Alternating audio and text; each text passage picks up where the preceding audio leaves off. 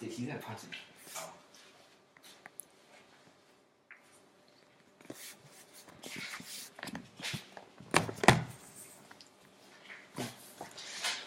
In 2014, the United States had a population of 319 million people. Based on the production and firearm manufacturers, there are 371 million firearms owned by private citizens, of which 52% of them are handguns.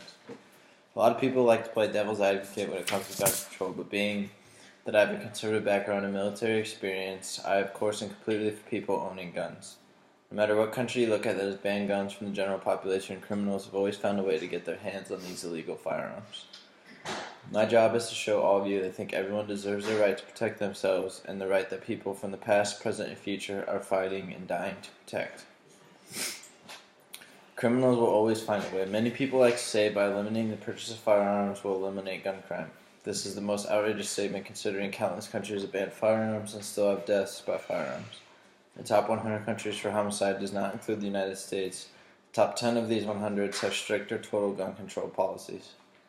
Everyone deserves the right to feel safe where they are. If that safety comes in the form of a gun, they should be able to carry one. It has been proven that the threat of a victim having a gun has deterred criminals from committing a crime.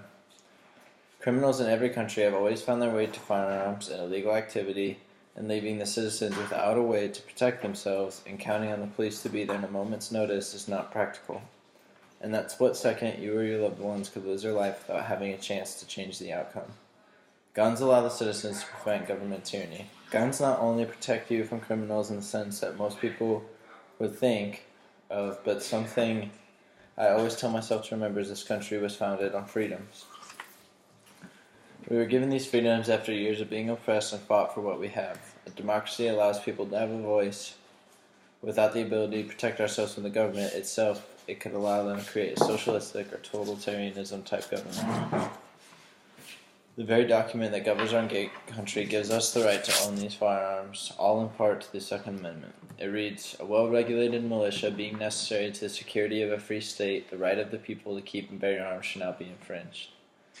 Gun control is not necessarily knowledge of firearms when firearm safety is. Firearms themselves are not dangerous. People with guns are not dangerous either. It is the people that don't know how to properly use them or use them for what they are intended for that are dangerous. Putting more emphasis on the knowledge and safety of firearms could allow people to see the reasons why owning firearms is not a constitutional right, but is something that could save you or your family in the future.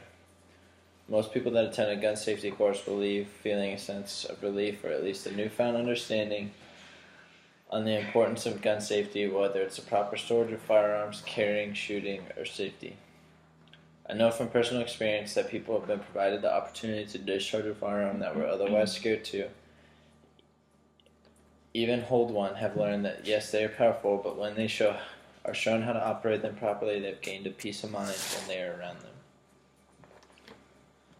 The 3 points I've shared with you are only a few of many reasons why I and millions of others are fighting and will continue to fight for our right to own guns, for protection from criminals, government tyranny, as well as continue to promote the importance of knowledge. Knowledge is power is not only applicable to school, it's applicable to something as controversial as gun control. The ability for people as a whole to be educated on what it is, what it means to own a gun, and how to use it properly could help not only ease their mind, but open their mind to the benefits of owning a firearm. If you are a fan of owning guns or aren't quite sure yet whether you have decided either way, you should do your own due diligence and protect what those past, present, and future are protecting in this great country founded on the rights of a free man. It is going to take all of us to make a conscious effort to continuously protect our rights to leave this great country the way we found it and like many before us have done. We owe it to the future to show them why we deserve the right to own firearms and the ability to protect ourselves from enemies both foreign and domestic. I made an oath, and to this day I do not plan to break it. And as a closing statement, this is something that I found to share with you guys.